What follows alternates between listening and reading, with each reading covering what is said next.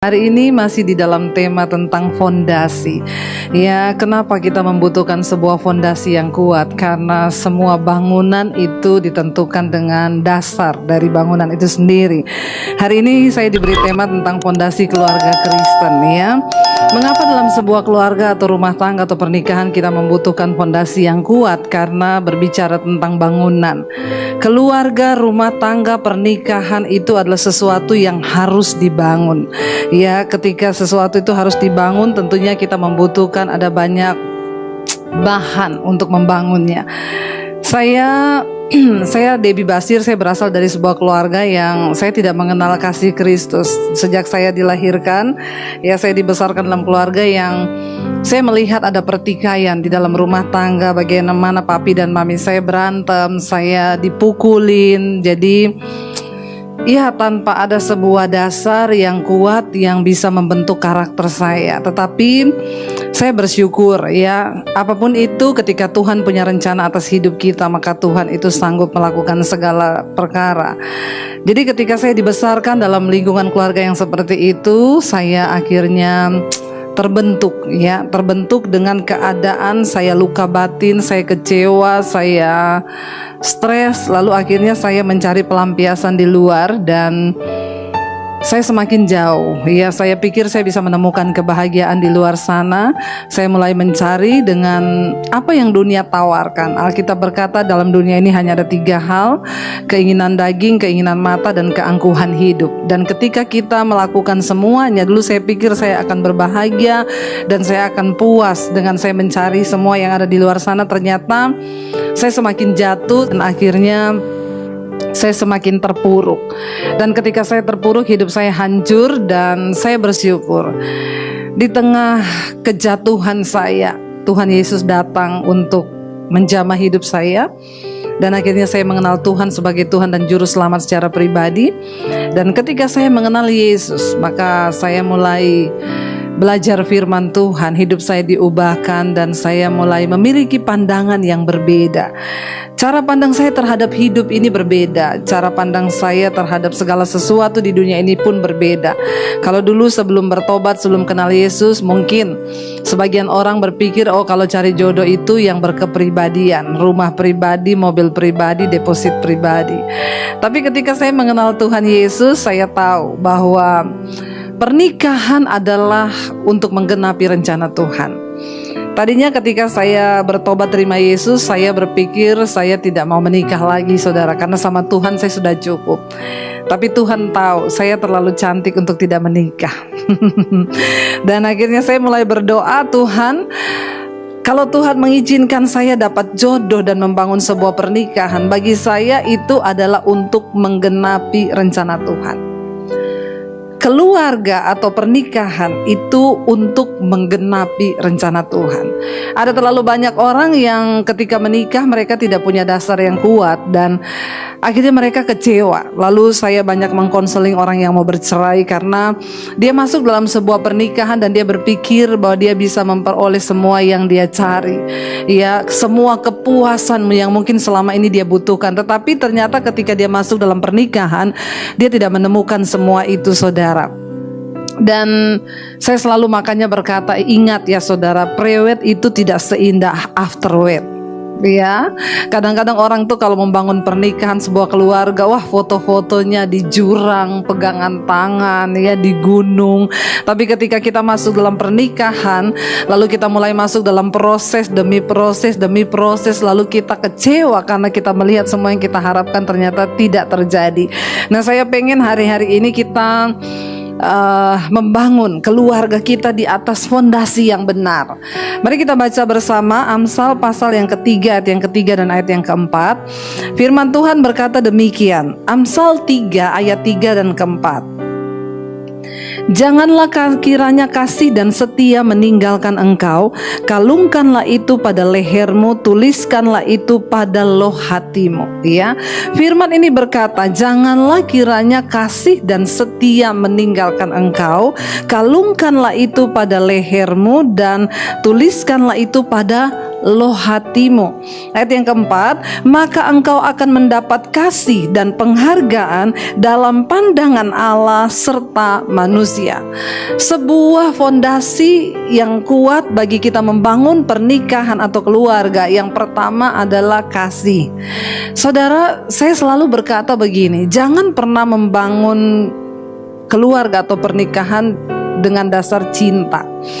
Kenapa? Karena apalagi kalau cintanya diawali dari cinta monyet, ya.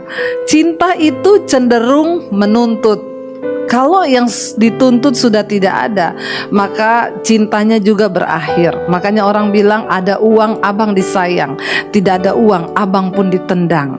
Tetapi mari kita membangun sebuah keluarga atau pernikahan dengan dasar yang pertama adalah kasih. Kenapa kasih? Kasih itu tidak menuntut tetapi memberi. Ya, kasih itu kita belajar dari Tuhan. Kasih adalah apa? Kasih adalah sukacita, damai sejahtera. Kasih itu sabar, tidak sombong, tidak menuntut, tidak mementingkan diri sendiri. Tetapi memang untuk bisa melakukan itu tidak semudah waktu kita bicara. Ya, saya pertama kali, saudara, ketika saya menerima Yesus, lalu tahun 95 saya terima Yesus, 96 saya diusir dari keluarga saya.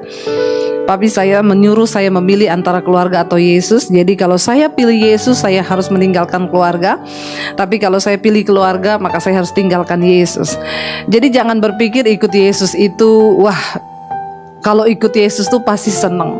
Ya, yang rumah satu jadi 3, yang naik mobil jadi naik helikopter, yang naik motor jadi naik mobil. Ya, berbicara tentang mengikut Tuhan adalah membayar harga. Mengikut Tuhan adalah menderita. Yesus berkata, kalau engkau ingin jadi muridku, yang pertama sangkal dirimu, pikul salibmu, lalu ikut aku. Ya, lalu saya akhirnya tahun 96 itu disuruh memilih antara Yesus atau keluarga, dan pada akhirnya saya memilih Yesus. Kenapa? Karena saya merasakan bagaimana Tuhan mengubahkan hidup saya. Saya merasakan, saya menemukan semua yang saya cari itu di dalam Kristus. Saya diubahkan bagaimana saya ketika belajar melakukan firman. Lalu saya menemukan semua yang saya cari. Perlahan saya mulai tinggalkan kehidupan dunia, dan Yesus cukup menggantikan semua itu di dalam hidup saya. Lalu ketika saya disuruh memilih, berat sekali tahun 96, saya harus memilih antara keluarga atau Yesus. Sampai saya berdoa, saya menangis, Tuhan, kenapa seberat ini? Ya, kenapa Tuhan tidak saja mengubah hati keluarga saya, papi saya, untuk menerima semuanya? Tetapi tidak. Setiap kita harus menjalani proses dari Tuhan supaya kita itu bisa berakar, bahkan kita bisa dibangun di dalam Dia, dan kita bisa mengalami kasih Tuhan. Saya tinggalkan rumah. Saya berasal dari kota Poso, tahun 96 saya tinggalkan rumah, lalu saya ke kota Palu. Dan bahkan untuk menjalani kehidupan ada harga yang berat, ya, dan saya harus membayar semua itu. Untuk bisa dapat makan, saya tinggal di kos-kosan. Dan untuk bisa numpang tinggal dan numpang makan, saya harus cuci baju anak-anak kos. Saya harus membayar harga yang dulu itu saya tidak pernah melakukan, tapi ketika saya ikut Yesus, saya harus melakukan itu. Dulu saya bertanya, Tuhan, kenapa Tuhan mengizinkan semua ini? Tetapi sekarang saya justru bersyukur, Tuhan, terima kasih karena Engkau mengizinkan semua itu. Ternyata itu mendatangkan satu pembentukan karakter yang sangat luar biasa. Kenapa, saudara? Karena kita tidak akan pernah mungkin bisa mengasihi orang lain kalau kita tidak lebih dulu belajar mengasihi Tuhan. Yesus berkata, engkau berkata mengasihi aku yang tidak engkau lihat, tapi engkau tidak mengasihi orang yang engkau lihat dengan mata. Itu omong kosong. Kenapa kita harus belajar mengasihi Tuhan dengan segenap hati jiwa? Karena itu adalah landasan kasih kita bisa mengasihi orang lain, ya. Saya bersyukur ketika akhirnya saya mengenal Yesus, saya mengenal kasih-Nya, lalu saya mulai masuk sekolah Alkitab di Makassar, lalu saya mulai pelayanan, lalu saya akhirnya ketemu dengan suami saya. Saya ketemu dengan suami saya, lalu Ya karena tadinya saya bilang saya udah gak mau menikah, saya cuma mau melayani Tuhan. Jadi saya tuh berdoa, saya bilang Tuhan, ya bagi saya pernikahan adalah menggenapi rencana Tuhan. Maka saya tidak mau menikah kalau pernikahan itu bukan untuk menggenapi rencana Tuhan. Jadi karena saya mau menggenapi rencana Tuhan, saya berdoa supaya Tuhan itu memberikan saya pasangan jodoh adalah orang yang juga mau ikut mendukung rencana Tuhan digenapi atas hidup saya. Saya dan suami saya setiap kali saya ngobrol berdua, saya bilang sama suami saya akan menjadi istri yang mendukung kamu untuk mencapai rencana Tuhan atas hidupmu. Saya tidak mau menjadi istri yang menggagalkan rencana Tuhan atas hidupmu. Karena ada saudara, orang yang tadinya dia sebelum menikah dia cinta Tuhan, dia melayani, tetapi ketika menikah dia jauh dari Tuhan, dia tidak melayani Tuhan lagi. Kenapa? Ini kan berarti dia menemukan pasangan yang tidak membawa dia menggenapi rencana Tuhan, tetapi menghancurkan rencana Tuhan. Saya juga berkata kepada suami saya, karena itu saya minta kamu menjadi orang yang ikut mendukung saya untuk menggenapi rencana Tuhan atas hidup saya. Sebaliknya, jangan menjadi orang yang menggagalkan rencana Tuhan atas hidup saya. Tuhan tidak pernah gagal dengan rencananya. Siapa yang bisa membuatnya gagal? Kita. Karena kita tidak ingin menggenapi itu. Nah, fondasi yang pertama di dalam membangun sebuah keluarga Kristen itu adalah kasih, saudara. Kasih itu tidak sombong, tidak menuntut, tidak mencari kepentingan diri sendiri. Ya, ketika kita itu masuk dalam sebuah pernikahan dan kita masih hidup dengan egonya kita yang belum dibentuk, maka itu akan sangat mempengaruhi. Dan ingat, ketika kita menikah, maka Tuhan akan memulai mempercayakan kepada kita anak-anak. Tugas dari orang tua yang pertama adalah membawa anaknya itu kepada Tuhan. Saya kadang-kadang sedih, saudara, melihat orang sekarang, anak tuh diles bahasa Inggris, diles bahasa Mandarin, diles matematika, tapi lupa dilesin firman Tuhan. Ya, ada orang-orang tua yang terus memacu anaknya, kejar cita-citamu setinggi langit. Saya berkata kepada anak-anak saya, kejar cita-cita Tuhan atas hidupmu. Karena hidup ini bukan soal mencapai apa yang kita inginkan, tapi kita harus mencapai apa yang Tuhan inginkan dalam hidup kita. Kesuksesan bagi seorang yang mengikut Tuhan adalah ketika dia memperoleh apa yang Tuhan rencanakan atas hidupnya. Yang pertama, saudara, membangun pernikahan harus kita landasi dengan kasih. Ya, rumah tangga Kristen, keluarga Kristen itu tidak lain, yang pertama unsur yang harus ada sebagai fondasi membangun rumah tangga itu kasih. Kenapa?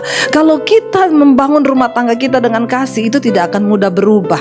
Ketika mungkin pasangan kita mulai lihat, karena saudara, ya seperti tadi yang saya bilang, ya pernikahan itu tidak seindah waktu saudara pertama pacaran. Kalau pacaran itu kita semua dibangun dengan yang manis-manis, ya. Saya dulu waktu pacaran sama suami saya, ya kadang kita makan di KFC, saudara. Ya, kalau makan di KFC itu suami saya itu orang Solo, jadi dia punya crispy itu dipinggirin di piring. Saya pikir dia nggak seneng, jadi saya makan, saudara. Ya, karena masih pacaran, ya. Saya tanya, kamu nggak seneng? Dia bilang, iya, ndak apa-apa, makan aja. Jadi saya makan, saudara. Ya, setelah kami menikah, saya kaget, saudara, ya. Ketika menikah saya mau ambil crispy-nya, dia tahan tangan saya. Dia bilang, bertahun-tahun aku menahan rasa itu. Ya, kenapa? Kamu tahu nggak, itu yang paling saya suka. Ternyata orang Solo itu, jadi dia kalau makan sesuatu yang enak itu disimpan buat yang belakang. Saya Sulawesi, saudara. Kalau orang Sulawesi itu kebalik, yang enak duluan yang dimakan, yang gak enak baru terakhir. Jadi saudara, ketika berpacaran itu yang ada tuh kan iklan, saudara, ya. Pokoknya promosi semua yang baik-baik. Tetapi ketika masuk dalam pernikahan, ya baru kita saling melihat karakter asli. Ya, karena itu penting kita membangun dengan fondasi yang benar, yaitu kasih nomor satu, saudara. Bagaimana kita bisa sempurna dalam kasih kita kepada manusia? manusia, tentunya kita harus belajar mengasihi Tuhan yang tidak terlihat. Ya, ketika kita sudah bisa mengasihi Tuhan yang tidak terlihat, maka kita bisa membangun kasih kepada manusia itu. Ketika saya menikah, pertama kali menikah saudara, waktu masih bulan madu, saya nyiapin sarapan buat suami saya, semangat bangun pagi siapin sarapan. Lalu saya mulai hamil akhirnya ngidam, ya pusing kepala, puyeng. Suami saya teriak, "Say, kopinya mana?" Waduh, ya tadinya madu, bulan madu, begitu madunya mulai menipis, yang tersisa tinggal lebahnya. Lalu saudara, saya mulai emosi dalam hati saya, ya ini suami kok karunianya bos ya. Saya udah jadi istri yang gini, ya, tapi dia nggak mau tahu. Ya, lalu mulai terjadi pertikaian ya di dalam rumah tangga. Sampai satu kali saya akhirnya mulai membandingkan.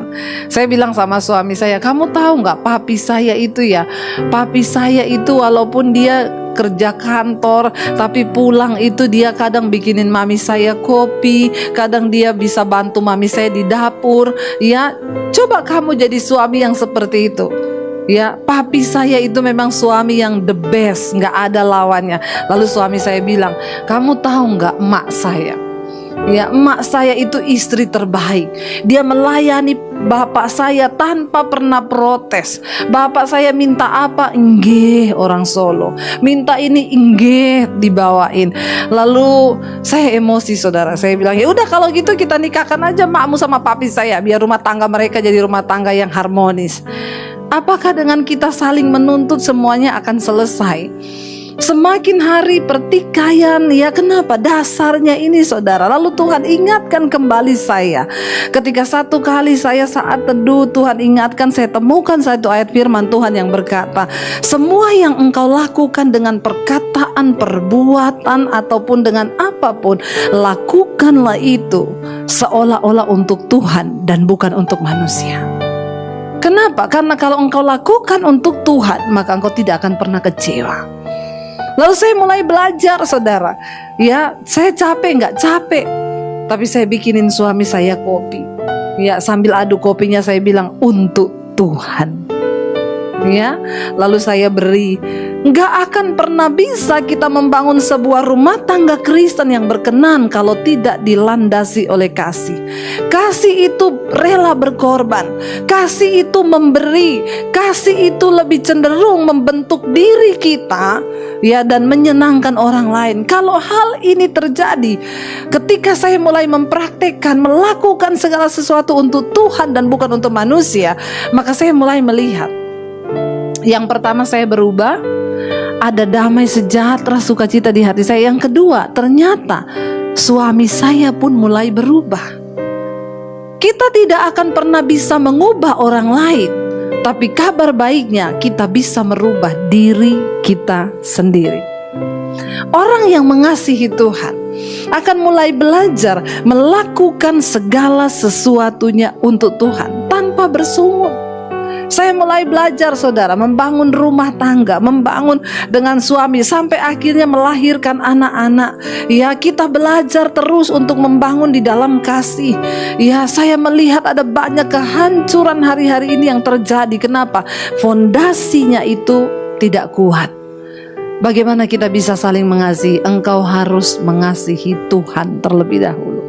Karena Yesus berkata, engkau mengasihi aku yang tidak terlihat, sementara engkau membenci suamimu, engkau membenci istrimu. Ada begitu banyak orang yang hidup dalam kemunafikan hari-hari ini. Rajin ke gereja, rajin beribadah, rajin pelayanan, tetapi kehidupan di dalam rumah tangganya hancur. Sama suami sudah tidak omongan, ya 3 bulan, sama anak udah gak omongan. Kita sedang membangun apa saudara? Saya percaya Tuhan mencari orang-orang hari-hari ini yang hidup di dalam perkenanannya. Jangan menipu Tuhan dan orang lain hanya dengan kegiatan rutinitas pelayanan atau kekristenan kita. Tuhan gak tertarik. Kenapa? Karena Tuhan kita Tuhan yang melihat hati. Dan kasih yang sesungguhnya itu lahir dari hati yang tulus dan murni. Mari bangun pernikahan dan keluargamu di atas dasar kasih. Ada begitu banyak istri-istri yang hari-hari ini mengeluh suaminya belum bertobat. Saya hanya berkata, kasihi suamimu Saya sudah mengasihi Bu, tapi gini. Engkau belum sungguh-sungguh mengasihi. Ya, kalau engkau masih berbicara seperti itu berarti engkau belum sungguh-sungguh mengasihi. Berdoa, minta kepada Tuhan supaya Tuhan itu memberi satu kekuatan untuk engkau bisa mengasihi. Kalau kita mengasihi orang yang berbuat baik kepada kita, Yesus berkata, apa gunanya engkau sama dengan orang dunia? Engkau berbuat baik kepada orang yang baik, tetapi ketika engkau mengasihi orang yang jahat kepadamu dan engkau tetap mengasihi, itu adalah perbuatan kasih yang sesungguhnya. Karena orang dunia tidak melakukan hal itu. Lalu saya mulai mengajarkan, ada satu orang ibu yang sudah mau bercerai. Saya bilang, ibu lepaskan pengampunan. Itu Bu ya, kalau dia pulang Bu udah selingkuh, pulang marah-marah, saya terpancing emosi, kami berantem sampai pukul-pukulan, lalu terjadi KDRT saudara. Saya bilang, Bu, mulai sekarang berubah, kasihi suamimu. Ya, bagaimana caranya? Berdoa buat dia. Tapi dia jahat, kasihi suamimu. Tapi dia begini, kasihi suamimu. Lalu dia belajar mempraktekkan saudara. Memang berat. Saya bilang, ketika engkau belajar mengasihi, itu tidak semudah waktu engkau ngomong. Kasih itu bukan omongan, tetapi praktek. Lalu kalau saya nggak tahan, datang di kaki Tuhan, berdoa. Lalu dia mulai mempraktekkan saudara. Lalu suaminya mulai melihat perubahan. Karena itu firman Tuhan berkata, hai istri-istri, jika ada di antara suamimu yang belum bertobat, dia tidak percaya pada firman dan tidak taat kepada firman Tuhan, maka engkau istri, menangkanlah suamimu tanpa perkataan, hanya dengan perbuatan. Karena apa? Istri yang beriman akan menguduskan suami yang tidak beriman tanpa perkataan. Dia mulai belajar mempraktekkan saudara. Dan akhirnya dia melihat bagaimana suaminya sekarang bertobat bahkan melayani Tuhan. Tidak ada satupun yang bisa menentang kata Yesus hukum kasih. Ya, bahkan setan tidak bisa mengalahkan orang yang saling mengasihi. Ya, mari kita belajar yang pertama, membangun keluarga kita di atas dasar fondasi yang pertama, yaitu kasih. Yang kedua di sini dikatakan, janganlah kasih dan setia meninggalkan engkau. Kalungkanlah itu pada lehermu, tuliskanlah itu pada loh hatimu, maka engkau mendapat kasih dan penghargaan dalam pandangan Allah serta manusia. Yang kedua adalah setia. Saudara, yang namanya setia itu sampai akhir. Kalau di tengah itu bukan setia. Yang namanya kesetiaan itu teruji oleh waktu, teruji oleh apapun, teruji oleh sesuatu yang pahit, mungkin teruji oleh sesuatu yang menyakitkan, tetapi kita tetap bertahan, kita tetap setia sampai akhir. Itu yang namanya setia. Bagaimana kita bisa setia? Ya, ini tentu ada kaitannya dengan tadi mengasihi. Orang tidak akan mungkin bisa berjalan bersama-sama kalau tanpa komitmen untuk saling mengasihi. Tetapi sekarang orang Kristen itu semua mau cari yang cepat. Ya, dia nggak mau bayar harga, tapi dia berkata, saya pengen suami saya bertobat, Bu. Sehingga banyak yang datang kepada saya minta, Bu, doain suami saya supaya bertobat. Saya bilang, jangan suruh saya berdoa buat suamimu. Kenapa? Itu kan suamimu, bukan suami saya. Ya, jadi saudara, ibu-ibu yang mendengarkan, dengar baik-baik. Tidak ada doa yang paling mujarab bagi seorang suami kecuali doa istri. Tidak ada doa yang paling mujarab bagi seorang istri kecuali doa suami. Nggak ada pendeta hebat yang bisa tolong saudara untuk mendoakan keluargamu. Saudara ketemu pendeta minta didoakan, paling dia bilang iya. Dia berdoa kagak. Ya, siapa yang bisa berdoa bagi keluargamu? Engkau sendirilah yang menangis. Makanya orang kalau datang sama saya, Bu, doakan suami saya nggak mau berdoa. Daripada saya bilang iya tapi saya nggak berdoa, saya dosa. Ya, saya tidak mau berdoa. Siapa yang harus berdoa buat suami? Ibulah yang harus berlutut bagi suamimu supaya bertobat. Ada orang tua yang datang, Bu, doakan anak saya, Bu. Saya nggak bisa berdoa buat anakmu. Bapak dan ibulah yang harus mendoakan anakmu untuk bertobat.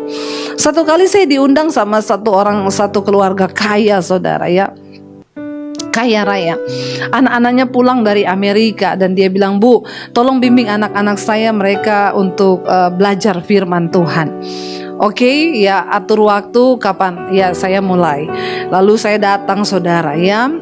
Datang seminggu, anaknya ini ya udah remaja, saya kasih pendalaman firman Tuhan. Dia mau tanya apa, dan benar-benar anak ini ternyata sama sekali pengetahuan firmannya itu nggak ada. Karena dari kecil memang orang tuanya, ini loh kesalahan orang tua Kristen hari-hari ini. Kenapa? Mereka tidak membekali anaknya dengan firman Tuhan.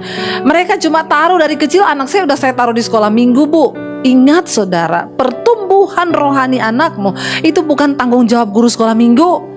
Ya, anakmu taruh di sekolah minggu cuma nyanyi kambing embe-embe, kucing meong-meong, katak teote blung. Ya, siapa yang bertanggung jawab atas pertumbuhan iman seorang anak? Kita, orang tua, suami istri.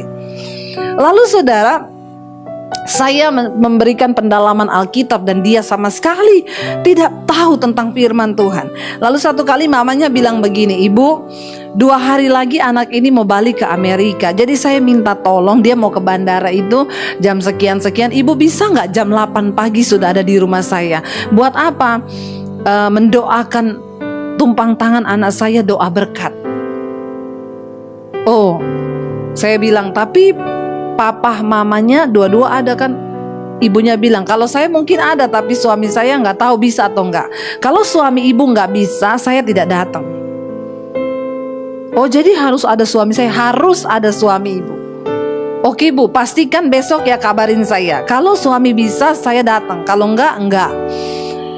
Lalu akhirnya dia kabari, "Bu, iya suami saya bisa besok jam 8. Tapi cepet ya Bu, karena dia harus segera pergi." Oke. Lalu kami kumpul, kami berdoa bersama. Lalu ketika saya kasih firman Tuhan, ya mumpung ada bapaknya juga, saya kasih tahu firman Tuhan bagaimana membangun keluarga Kristen yang benar, fondasi apa yang harus dilandasi. Lalu saya bilang, oke, kita akan berdoa, doa berkat. Lalu saya bilang sama papa mamanya, tidak ada berkat yang lebih luar biasa bagi seorang anak selain berkat dari orang tua. Jadi hari ini ya saya minta bapak dan ibu berdoa, dan bapak dan ibu lah yang harus tumpang tangan atas anakmu.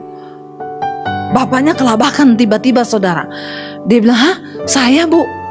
"Iya, kenapa? Tumpang tangan sama anak saya?" "Iya, kenapa Pak?" "Ah, saya enggak mau Bu." "Loh kenapa?" "Saya banyak dosa. Kan kalau saya tumpang tangan nanti itu katanya transfer ke anak saya." Ini saatnya, mumpung di depan saya, bertobat sekarang juga. Minta pengampunan sama Tuhan. Ya, Bapak disucikan, dikuduskan. Saya berdoa buat Bapak dan Ibu. Lalu Bapak dan Ibu akan berdoa buat anakmu.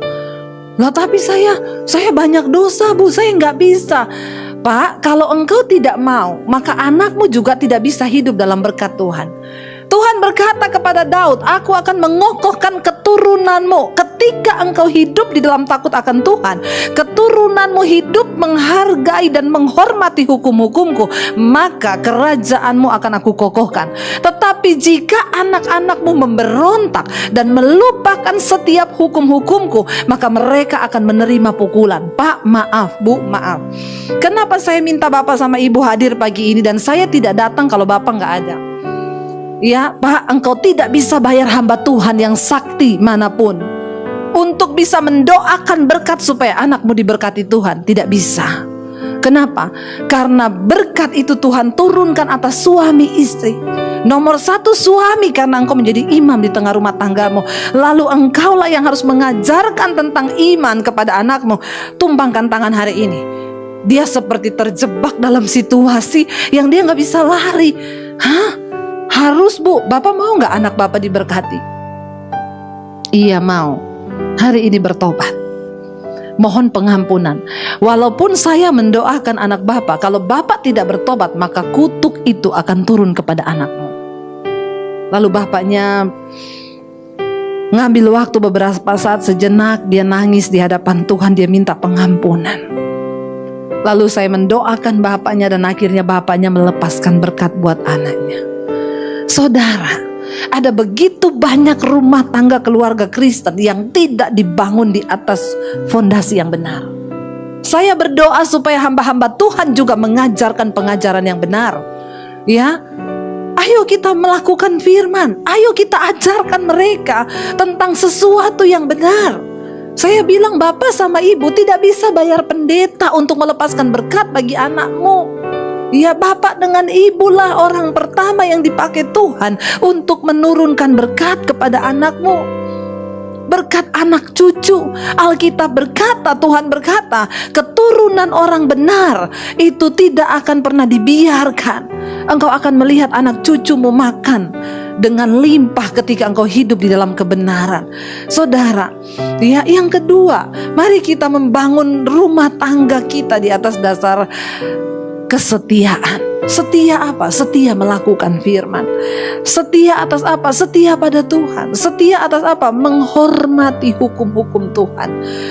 Biarlah kasih dan setia, ya, itu tetap ada dalam hidupmu. Ya, kata firman Tuhan, kalungkanlah itu, ya, pada hatimu, pada lehermu, ya, supaya engkau mendapatkan kasih dan penghargaan bukan hanya di mata manusia tetapi di mata Tuhan. Saya percaya hari ini, ya, kita semua dibukakan sesuatu. Mari saudara, tidak ada kata mustahil bagi keluargamu. Ketika kita mau membangun, tidak ada kata terlambat untuk kita taruh dasar yang benar atas rumah tangga kita. Mari kita taruh landasan kasih. Biar kita minta, Tuhan, kami mau berjumpa selalu dengan Engkau. Terima kasih Tuhan karena Engkau hadir dalam hidup kami. Ya, mari saudara, kita akan merenungkan firman ini sejenak. Dan saya percaya biar kita semua mau sungguh-sungguh datang di hadapan Tuhan. Kita mau bilang, terima kasih Tuhan karena Engkau hidup dan Engkau hadir dalam hidup kami. Kami tahu kesetiaan-Mu ada. Tidak ada kata terlambat ketika kami mau bertobat.